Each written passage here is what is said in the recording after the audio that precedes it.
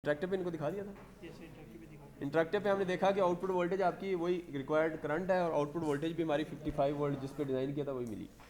अच्छा, अब हमने इसको ट्रांजिएंट में देखा है। अच्छा, ट्रांजिएंट में एक एरर आता है हमारा, अभी इनको करके भी दिखाएं। देखें 0.02 लिखें, 0.001 लिखें फॉर एग्जांपल, और इसको रन करें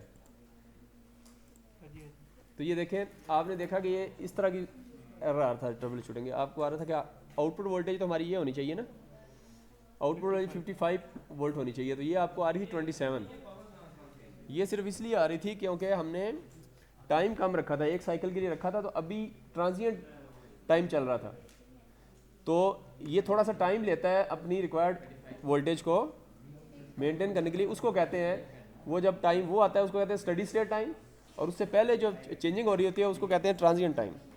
तो ये ट्रांजिएंट टाइम में है इस वक्त, तो इसलिए हमें 27 मिल रही है। फिर हमने ट्रांजिएंट के अंदर जाके इसकी सेटिंग्स में वैल्यू फॉर एग्जाम्पल 2 कर दी और इसको रन किया, तो अब आप देखें, रन करें तो ये देखें, कर्सर ऑन कर लें, कर्सर नहीं, ये जो ग्रिड है, तो ये देखें आपने ग्रिड ऑन करें, साथ है ना यार, ये अल्लाह के बंदे इससे साथ है, लेफ्ट लेफ्ट। तो ये देखें, तो आपका कर्सर ऑन किया तो आपने देखा कि ये देखें इतना ये ट्रांजिएंट टाइम है जहाँ से ये चेंजिंग कर रहा है, वैल्यू चेंज हो रही है। और उसके बाद आपका स्टडी स्टेट, तो आपने जो भी कैलकुलेशन करनी है वो स्टडी स्टेट पे करेंगे, ठीक है। स्टडी स्टेट पे देखें तो ये 55 वोल्ट पे आ गया है, सही है ना। अब ये वेवफॉर्म सबकी आ गई है कि नहीं, ये आएगी तो इससे आगे काम चलेगा। आप अपनी कैलकुलेशन बाद में कर लेना, फिलहाल ये वैल्यूज पुट करें ना, यही वाली कर ले वैल्यूज, ये जो आपने हमने की हुई है ना, आप इनको दिखाएं जरा। ये 0.826 मिली फैरेड कर लें और 30.25 ओम करें, और इधर जो आपका क्लॉक वोल्टेज है वो 50 हर्ट्ज ड्यूटी साइकिल रखें और 38.19 मिली हेनरी रखें। क्यों जी, क्या कहा है मैंने? Afghanistan, you understand me? So what I told you right now, सबर कर लो। what you have to do, अफगानी का रिकॉर्ड क्या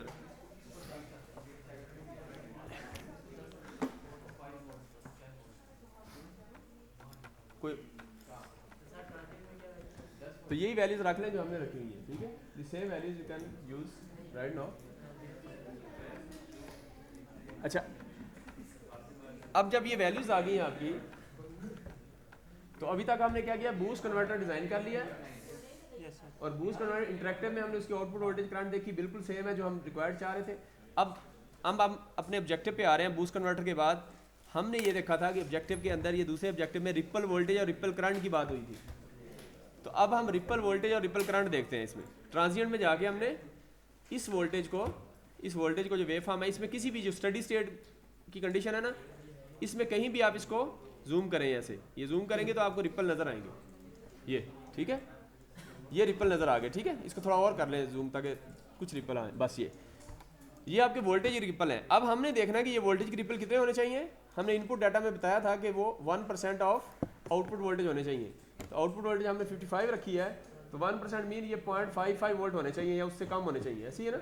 अब हम देखते हैं कि हमारा जो बूस्ट कन्वर्टर डिज़ाइन हुआ उसमें रिपल्स रिक्वायर्ड रिपल्स से कम ही है जो टारगेट रखा हुआ है या नहीं, ये चेक करते हैं। मल्टी सिम में जाएं और कर्सर लें, कर्सर को ऑन करें, और एक कर्सर को आप इसकी नेक्स्ट वाई मिन पे ले जाएं और उससे पहले वाले मैक्स पे ले जाएं दूसरे को, तो ये आपका एक पीक आ जाएगी पॉजिटिव और एक नेगेटिव पीक, ठीक है, पीक टू पीक आ जाएगी वैल्यू। ये जो वोल्टेज आएगी ये रिपल वोल्टेज हो गया, ऐसे ही ना, और ये पीक टू पीक होंगे, तो हमें फिर जो भी पीक टू पीक आए उसका हाफ करना पड़ेगा, ऐसे ही है ना। तो हम इसका हाफ करेंगे जो वैल्यू। अब ये वैल्यू डेल्टा वी देखें कितनी है, और डेल्टा वाई डी वाई देखें आपकी वोल्टेज की, वोल्टेज प्रोब की, वोल्टेज वेवफॉर्म की देखें डी वाई कितनी है, ये 1.0988 है। अब कितनी है, 1.098, ठीक है ये। तो इसका हाफ करें, 1. आप कैलकुलेटर निकालें, सामने कहती हूँ 1.0988 डिवाइड बाई 2, तो ये 0.5494 आ गया वोल्ट में है ना ये। क्यों जी, अब ये क्वेश्चन मैं पूछता हूँ, जब फिर आज पूछते हैं, जब वैसे लेट आए जब यार मैंने क्या किया है, जब मैं क्या किया है, जब बताएगा आपको ये जब ही मारेगा डू नॉट अंडरस्टैंड इधर कटर आ रही है फिर कभी कभी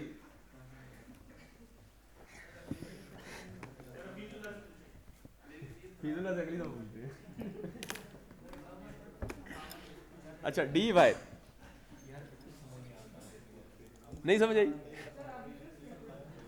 नहीं अभी तक जो मैंने किया इसकी किसी को समझ आई हो पहले तो ये आइए नहीं सर ये रिपल निकाल रहे हैं आपके सर 55 से ऊपर कितना गया है 55 से नीचे कितना? देखो भाईजान मैंने अभी क्या किया है भला आप बताएं यार, आपको पता है आपको? हाँ तो ये मैं ये रिपल वोल्टेज है ना, आउटपुट वोल्टेज के अंदर जो रिपल आए हैं मैंने उसको जूम करके वो देख रहा हूँ, और वो रिपल मैंने ये देखने हैं, पीडीएफ भी ऑन करें, वो रिपल मैंने देखने हैं कि ये देखें 1% ऑफ आउटपुट वोल्टेज, आउटपुट मैंने 55 वोल्ट दी है तो 0.55 से कम आ रहे हैं यानी, ये देखना है जस्ट वेरीफाई करना। तो अब मैं वही देख रहा हूँ, आप देखें मल्टीसिम में जाएं और ये रिपल देखें डी वाई में देखें तो ये कितने हैं 1.0988, ये 1.0988 ये आ रहा है, ये देखें ये वोल्टेज का देखना है आपने, करंट का नहीं, मैं ये वेवफॉर्म वोल्टेज वाली सेलेक्ट की हुई है अभी। तो 1.0988 ये चूंकि पीक टू पीक है ना, यहाँ से लेके यहाँ तक है तो मुझे सिर्फ पीक देखने हैं, तो वो फिर इसका हाफ करना पड़ेगा, हाफ किया तो देखें कितना आ गया, ये आ गया। अब ये जो 5 ये है ये वोल्ट में है, 0.5 और 9 वोल्ट कह लें आप, तो हमारा कितना आना चाहिए था 0.55, तो 0.55 से कम ही है ना, तो इसका मतलब हमारे रिपल्स जो हैं वो टारगेट से कम ही है, इट मींस इज ओके। तो ये हमने देखना था, ये कंफर्म कर लिया रिपल वोल्टेज। इसी तरह हमने अब देखें ऑब्जेक्टिव्स में जाएं दोबारा, और ऑब्जेक्टिव में हमने ये जो रिपल वोल्टेज है इसको हाईलाइट करें, ये रिपल वोल्टेज हमने देखे अभी, सिर्फ रिपल वोल्टेज हाईलाइट करो ना यार, ये थोड़ा आगे कर लो ना सर, नहीं होता सर, नहीं ऊपर लाइन ये हो रहा है, तो ये रिपल वोल्टेज है, ठीक है। तो ये हमने चेक कर लिया रिपल वोल्टेज। अभी ऑब्जेक्टिव्स के अंदर हमने सिर्फ DC to boost converter design किया, और ये दो ऑब्जेक्टिव्स में सिर्फ हमने रिपल वोल्टेज देखे हैं बस। अब हम अगला टारगेट करना चाह रहे हैं रिपल करंट, ये रिपल करंट को हाईलाइट करें, ये रिपल करंट हाईलाइट करें उधर ऑब्जेक्टिव में जाके,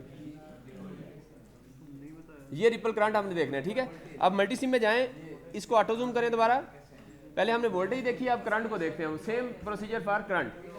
अब करंट को यहाँ से जूम करें, इसको जूम करें ऐसे,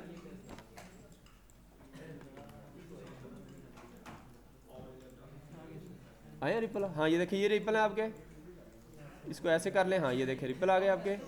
अब आप इसको कर्सर लें, नहीं कर्सर को दोबारा क्लिक कर लें, ये इधर ही राइट साइड पे होगा या लेफ्ट पे होगा, एक को मिन पे ले जाएं, नेक्स्ट मिन पे, वाई मिन पे, और एक को मैक्स पे ले जाएं।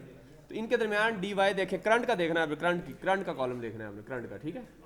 इसको मैंने बताया था अगर आपने उसी को देखना हो तो ये भी कर सकते हैं, ये राइट क्लिक करें इस पर कर्सर पे, इधर इधर इसके ऊपर राइट क्लिक करें, इसके विंडो पे राइट क्लिक करा के शो सिलेक्टेड ट्रेस ओनली, तो फिर वही आएगा जो करंट वाला है, ठीक है, वोल्टेज वाला आएगा ही, तो दोबारा उसको डी सेलेक्ट करना पड़ेगा, अदरवाइज वो बाकी नहीं आएंगे।